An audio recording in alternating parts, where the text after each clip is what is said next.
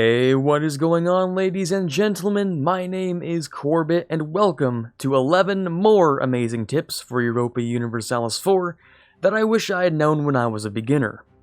Very quickly and suddenly, the first video became my most viewed on the channel, so thank you all so much for the love sent to the first one. If you guys want this as a regular series, then be sure to hit the like button. 500 likes for the next one, and 1,000 likes will turn this into a regular series.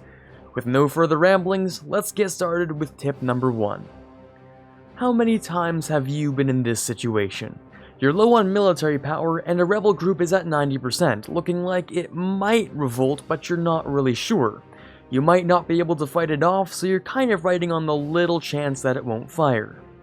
Well, worry no longer. Rebels work in 2 phases. On the first day of each month, the chance ticks up or down. On the second day of each month is when the rebels will actually revolt.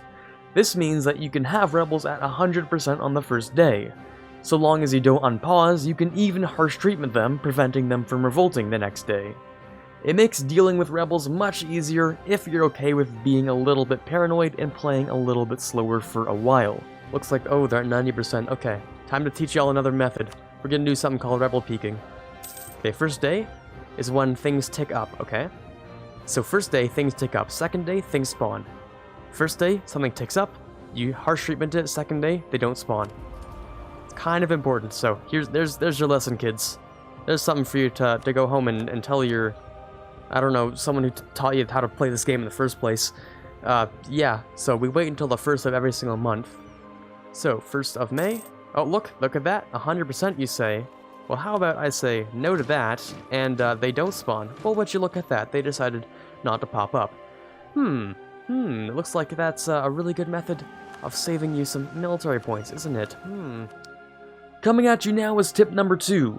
As a new player, you might not know everything about combat, which is understandable. It's quite the more complicated mechanics in the game. But one of the more basic things that we need to understand is combat width.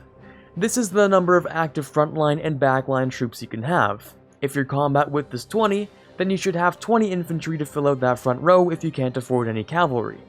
Of course, this is all assuming you have enough force limit. If you can afford it, replace some of those infantry with cavalry for the flanking bonus. When you're later in the game, fill the same combat width amount with artillery to fill out your back row. This is what is called the perfect composition, and is usually the best composition for army with flat unit bonuses. Moving on to another related tip, here comes tip number 3, introducing the value cannon. Why is it called something so stupid? I don't know, I wasn't actually the one to come up with it. Basically, the value cannon refers to having a single cannon on your army stack when artillery is first introduced at Tech 7. This is because artillery is exceedingly expensive, and having one cannon will give you a +1 bonus to sieging forts, which aren't a particularly high level yet anyway. The idea is to have only one on each of your armies until you reach Tech 10, where they have more pips and are generally worth the cost more. Arguably, if you're still really short on cash like playing as a horde, then you could keep having one artillery until Tech 14, or the next level of forts come into play. But anyways, that's what the value cannon is and what it's for. For tip number 3, it's really simple. Players sometimes don't use vassals when they could because claims would become an issue. And although you could go the scenic route and get espionage ideas, it's just much easier to mark territory of interest. Your vassal is likely to fabricate the claims themselves, making your life much easier. Tip number 5. On the topic of vassals, here's what I like to call turning the tables. It's easy to start a war with someone without even declaring it yourself, and you're able to call in most of your allies even if they wouldn't normally agree to it. How is this possible? Well, exploiting the greediness of the AI and vassals. When you vassalize a nation through war, they become your subject, obviously, but when your subject is being attacked, you're automatically called in to defend them, and your allies as well. I think you can see where this is going now.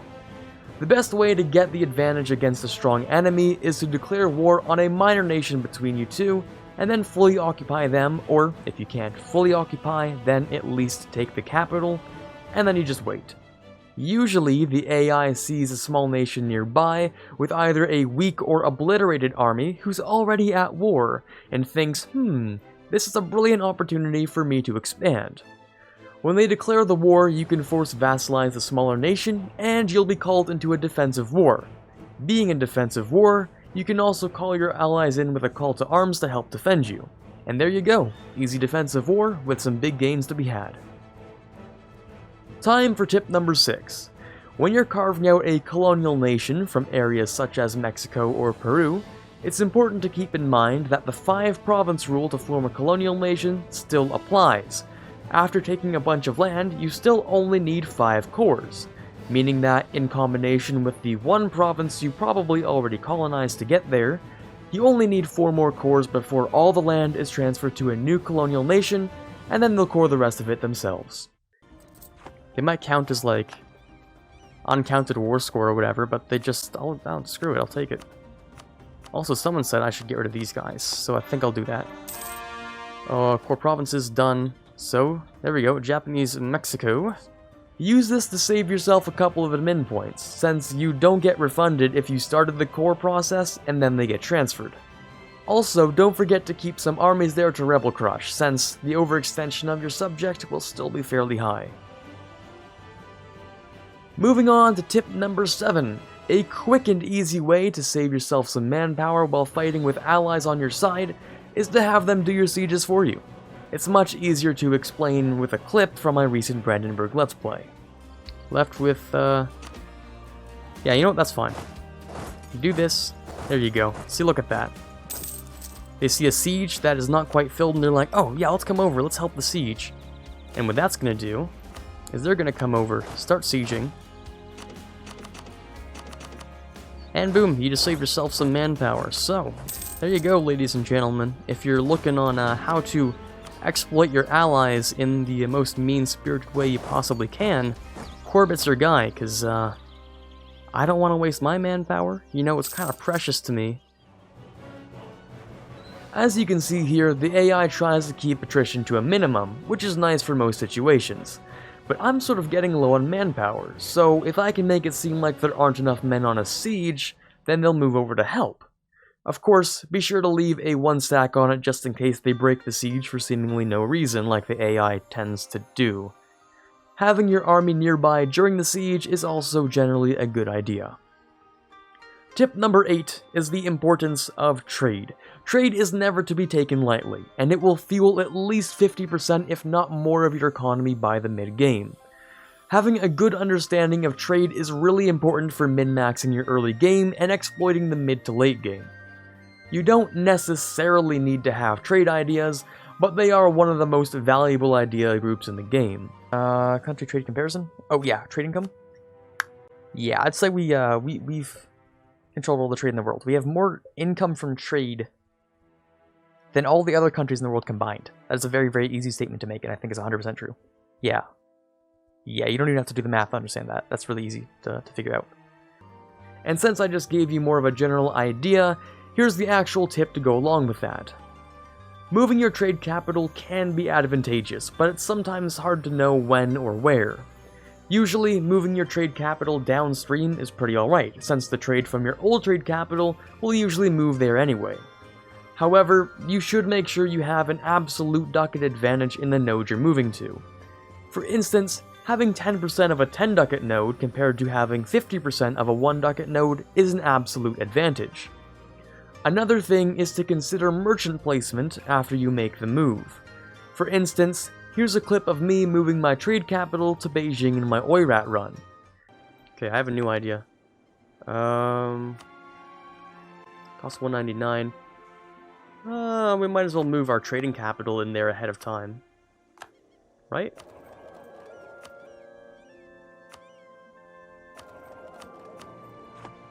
Our trade situation could be a lot better is what I'm saying here. And then we're gonna get rid of...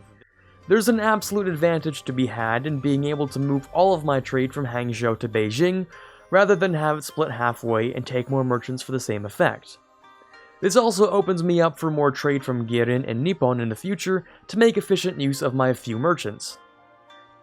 And all I'm really missing out on is a few ducats that come from my old traded capital in Yumen, which to be honest, wasn't very much. Here comes tip number 9. On the same subject of idea groups, let's talk about one of the phrases my econ professor loves to use: opportunity cost. Opportunity cost refers to the thing that you didn't get when you made an option for something else. In terms of EU4 and idea groups, it's about taking the right idea groups at the right time instead of taking other ones. The holy trinity, so to speak, of expansionist idea groups is to take something to boost the economy, something to boost warfare, and either religious or humanist ideas. It can be in any order you like depending on what works best for the time being. These first three idea groups are only about 30 years apart from each other in the beginning. After those three, it takes around another 60 years before you get the next one, and it continues on like that for the rest of the game, meaning that the first three you take are going to be the biggest influences on how your early game expansion plays out. Tip number 10 is one I started using recently myself, and that's making proper use of the looting mechanics. Another clip here shows kind of what the point of looting is. A little bit out of it. Keep our economy afloat a little bit. We'll also probably have to consolidate, regular consolidate. We won't end up annexing Verdun, of course. As usual, we're just going to take their money. Looks like all of that's taken, so we'll head over to Hanover, actually. And we'll start looting that too. Just so we can take all of that spicy money, keep our economy floating a little while we wait for Sheda to be finished. Come on, beautiful, okay. I managed to float my economy a little bit by looting the provinces of Brunswick that I didn't want to take for myself. This means that I won't have to deal with the devastation, and I can have a net income while my ally does the sieges for me. Hey, if you enjoyed the video so far and feel you learned something new, then I'm glad you're having a good time. If you have any questions, then be sure to ask down below in the comments section. And to ask me more specific questions about your games, then I recommend joining the Discord where you can share screenshots and have conversations with me. Of course, subscribing is just a formality, but it does help me out a ton. With that out of the way, it's finally time for tip number 11, which is about coalitions. If a coalition is growing against you, it's one of the more anxious times for a new player. After all, newer players aren't often well equipped with the knowledge for fighting an enemy force many times larger than theirs. Although it takes a lot of balls, there is a way to prevent a coalition from becoming too big at once. Nations can't join a coalition if they have a truce with you, so you'll have to exploit that quite a lot if you want to survive sometimes. It might not be obvious, but you can declare on the coalition first before they declare on you. This is most useful only if you have allies that are willing to help. If you have big allies that won't help you offensively, then in those cases it might be a good idea to wait for the coalition to come to you so that you can get major help.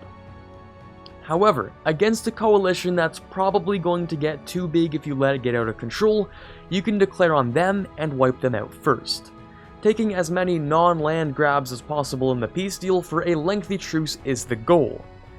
There will probably be another coalition spawning as soon as you declare the war, depending on how bad the crimes you've committed are, but at least this new one might be too afraid of you and your allies to fight you. I don't exactly have any footage of me declaring against a coalition since it's pretty risky and I don't try to often do that in Let's Plays, but hopefully the coalition war was entertaining to watch anyway. So those were 11 more amazing tips for EU4 that I wish I had known when I was a beginner. There's a really long list of these still out there just waiting to be made into videos, so I'll start working on the next one as soon as I can. I hope you learned at least something new here today. This is Quarbit signing off, and as always, have a fantastic day.